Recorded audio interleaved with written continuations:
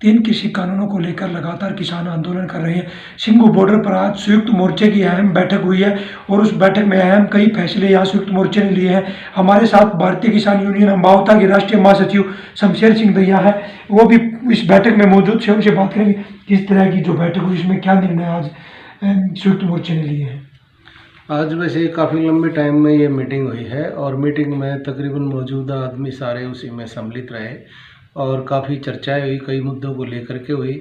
तो आज मेन क्या है कि 6 तारीख को इस आंदोलन को 100 दिन हो जाएंगे और इसमें KGP KMP को 12 बजे से 5 बजे तक 6 तारीख को रोकने का, बंद करने का एक ऐलान किया गया है संयुक्त मोर्चे की तरफ से।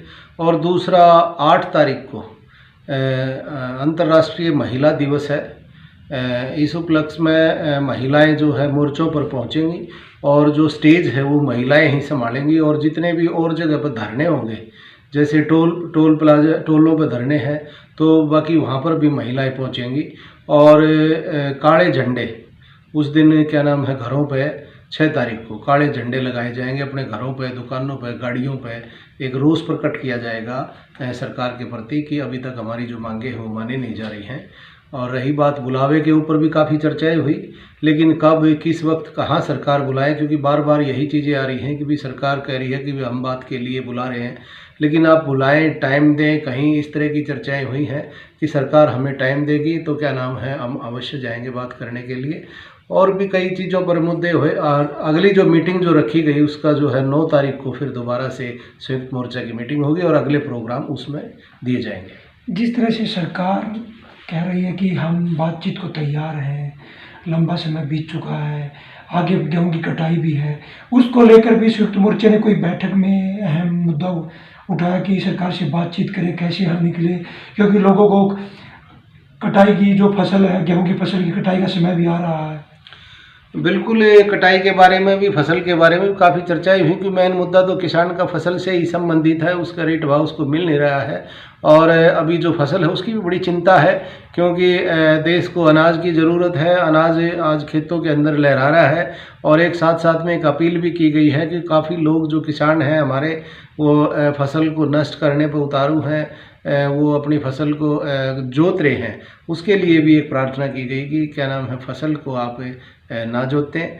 और रही बात सरकार की, सरकार से भी यही है कि यही चर्चा की गई, किसी न किसी के पास, संयुक्त मोर्चा के पास जो बुलावा आएगा, कोई मैसेज आएगा, अवश्य जाएंगे। और इसी चीज़ के लिए बैठे हैं किसान की सरकार बुलाए और हम बात करने के लिए जाएं और हम अपनी बात रखें और हमारी बात को पूरा करें। देश अब जिस तरह से किसान, जो हरियाणा की बात करें, अधिकतर किसान खेतों में खड़ी फसल को नष्ट कर रहे हैं, उस पर भी कोई चर्चा हुई रोकथाम के लिए कि किसानों को कैसा रोका जाए, क्या किया जाए। और महापंचायत किसान कर रहे हैं, किसान नेता। और कहीं ना कहीं बॉर्डर की बात करें, बॉर्डर पे संख्या घटती जा रही है। नहीं, हाँ, ये मैं मानता हूँ आपकी बात, क्योंकि देखो लंबा आंदोलन है। लंबे आंदोलन में कई बार तो हज़ारों और लाखों में आदमी वहाँ पहुँच जाते हैं और कई बार कम भी पड़ जाते हैं ऐसी।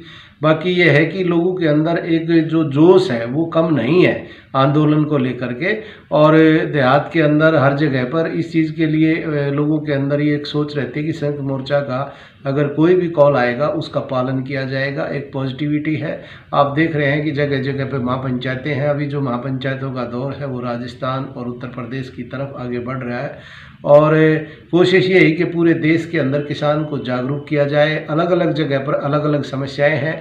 आज चर्चा हुई क्योंकि साउथ के अंदर भी बहुत सारे राज्य हैं, उन राज्यों में वहाँ की समस्याएं कुछ अलग हैं। एक मेन समस्या, एक जो सम्मिलित है कि वहाँ के आज 1-2 साथी आए हुए भी थे संयुक्त मोर्चे के अंदर और बात रखी भी गई थी। ये कहा गया था कि प्रधानमंत्री के द्वारा जो बात की गई है, आज वहाँ पर फसल आ चुकी है मंडियों में।